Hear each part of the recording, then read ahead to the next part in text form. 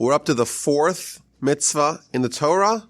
It's the first in the book of Exodus. The entire book of Genesis contained only 3 mitzvos.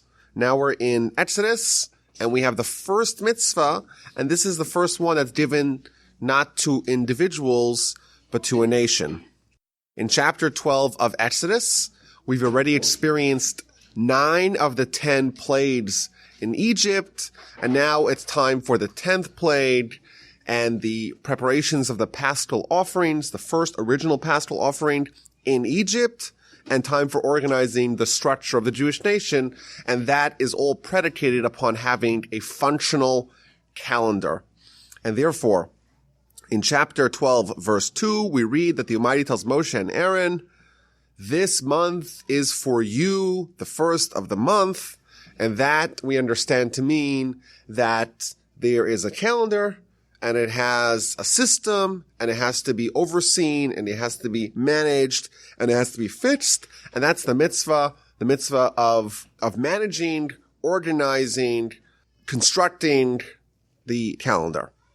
Now, there's 2 components to this mitzvah. Number 1, there is the idea of assigning the lunar month. As we know, the Jewish calendar follows a lunar month, meaning the first day of the month is the first day of the lunar month. And that extends for the whole month. The month begins with the waxing phase of the moon. In the middle of the month, it's a full moon. And then it starts the waning period until we see it starts again, and that's the new month. That's how we follow. The Jewish calendar follows a lunar month. Which, by the way, incidentally, the 15th day of Nisan is, of course, Pesach. The 15th day of Tishrei is, of course, Sukkot. If you'll go out Seder night and look at the moon, you'll see it's a full moon because it's the middle of the month. If you go out the first night of Sukkot, you'll notice as well it's a full moon. Rosh Hashanah is the first day of the month.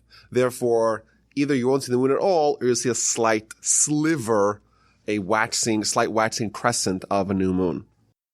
Now, the problem here is just the basic astronomy that we only have a month constructed of whole days. You can't have a month that is 29 and a half days long because it has to either have 29 days or 30 days. You can't have half days.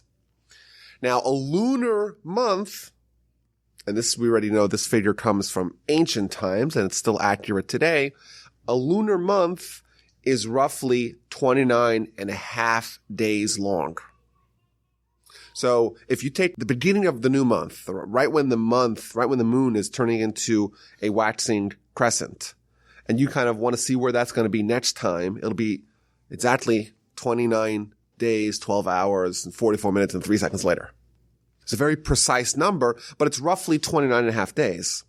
And therefore, it creates a major problem. If months have to be constructed of full days, you can't have a 29 and a half day month. And the lunar cycle takes 29 and a half days, then every month there's going to have to be a decision. Is it going to be a 29-day month and it'll skew shorter? Or is it going to be a 30-day month and it'll skew longer? And the first mitzvah given to the Jewish nation is figure this out. Figure out how to have a functional calendar and assigning a lunar month. If that was all we needed to do, if that was the extent of this mitzvah, it would be much easier than it is. Because part of managing a calendar is harmonizing a lunar month with a solar year. The year cycle doesn't follow just 12 months, you have a new year. Because if it did, 29 and a half times 12 is 354 days. Now we know that a solar year takes 365 and a quarter days, which is why in the Gregorian calendar that's followed by most of the world, it's a fairly simple calendar to maintain. Every year you have 365 days. Every 4th year you add a February 29th because really it's an extra quarter day that's not accounted for.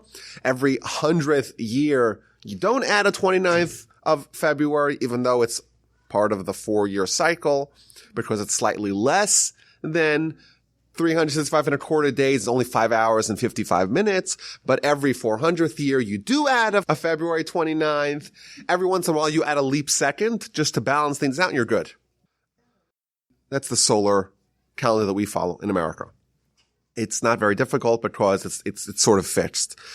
The Jewish calendar is the only calendar that's going to try to maintain a lunar month, but accommodate a solar year. So, for example, you have the Muslims, which they follow a lunar month as we do, but they don't balance it out for the solar year. Thus, every 29 and a half days, they have a new month, and every 12 of those, they have a new year.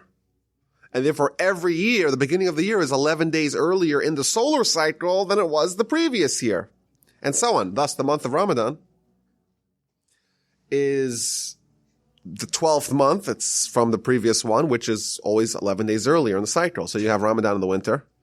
You only got to fast for a little bit. You got Ramadan in the summer. You got to fast for a lot longer if you're a Muslim.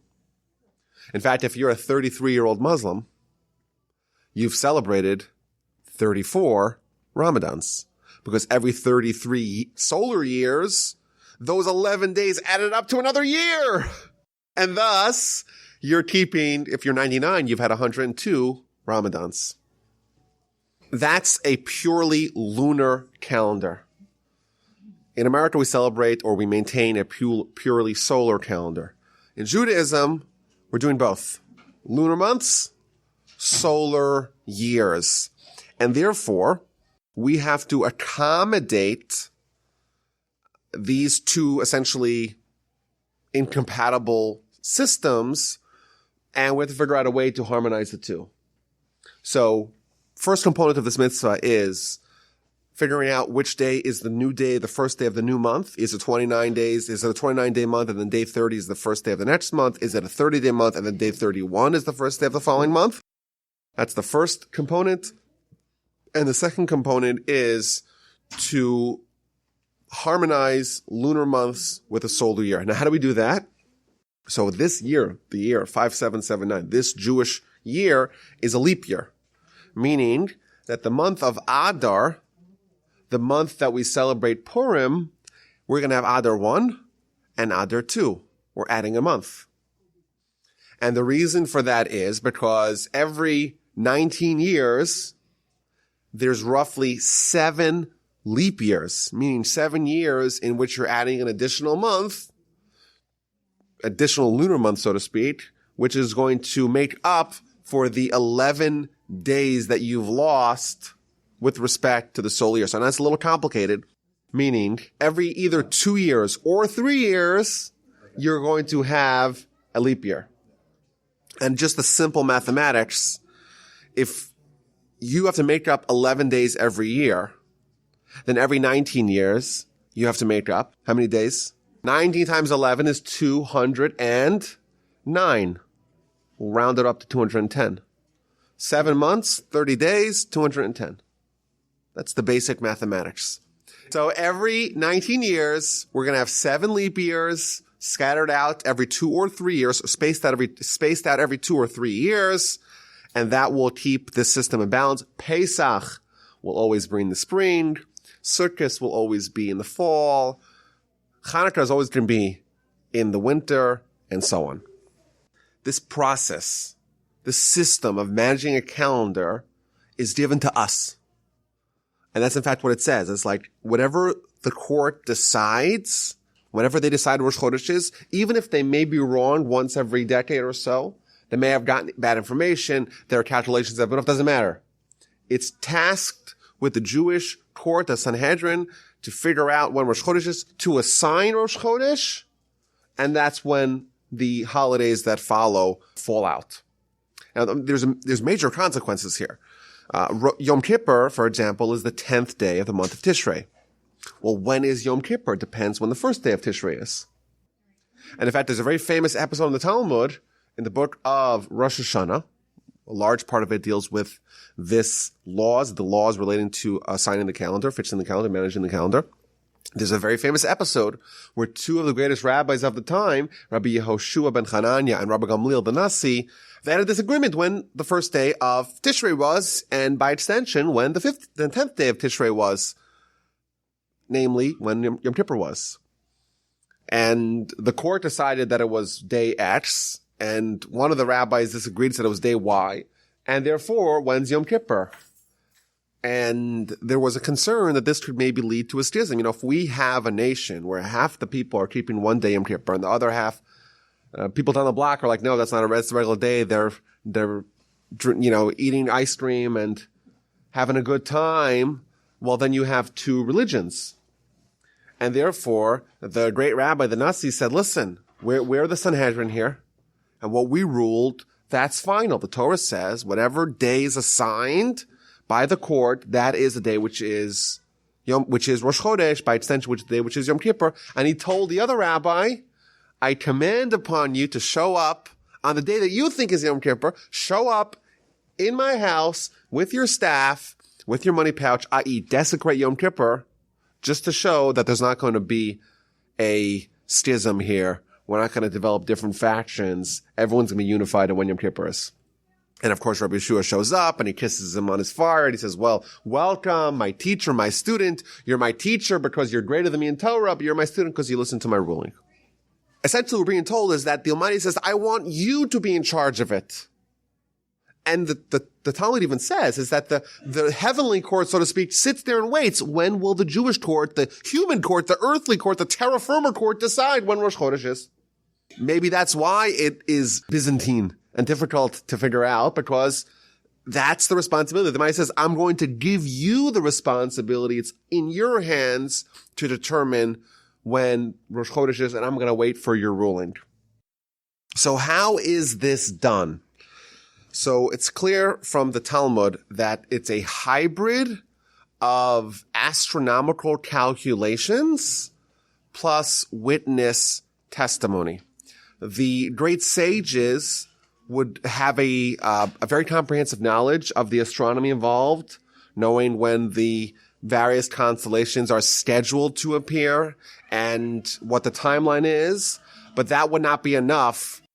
And therefore, the court would be stationed in Jerusalem, and they would know which day is a potential day for witnesses to come and their testimony to be legitimate. And therefore, if witnesses come, and if they come on the day where they know it's not possible, they would just discard those witnesses as false witnesses.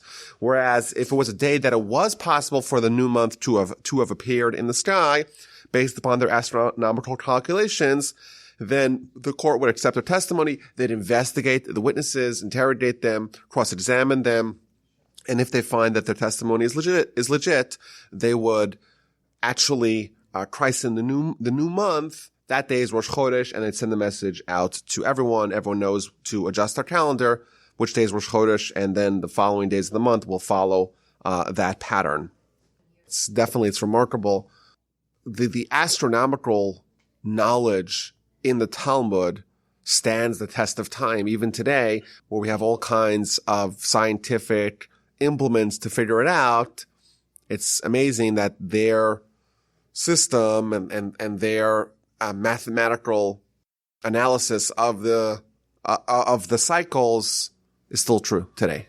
Now, one of the commandments that makes this a little bit tricky is that it has to be done in front of the Sanhedrin, the High Court, and it can only be presided over by judges who are absolute experts.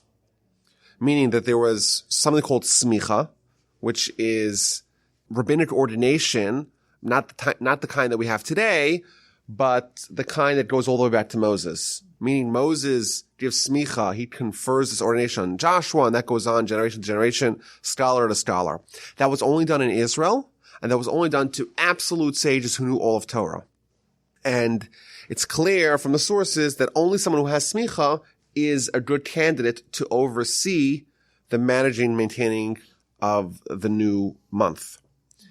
And therefore, as the Jewish people start leaving Israel, and as smicha becomes a more difficult institution to maintain, there's going to be an intractable problem Because how do you maintain a month? Like now, we don't have a Sanhedrin today. We haven't had a Sanhedrin since the 4th century. Yet we're told that only a Sanhedrin can decide when the new month is. And therefore, there's going to be a major clash, a collision with destiny when the Sanhedrin eventually is going to disband and flee for a variety of reasons. But the Jews are going to be moving to Babylon primarily, and the Sanhedrin is only located in Israel. There's going to be a problem. And the great-great-great-great-great-grandson of Rabbi Judah the Prince, who is the final head of the Sanhedrin, the final Nasi, his name was Rabbi Hillel II. He's 400 years from Hillel the First. And he is going to oversee the final act of the Sanhedrin.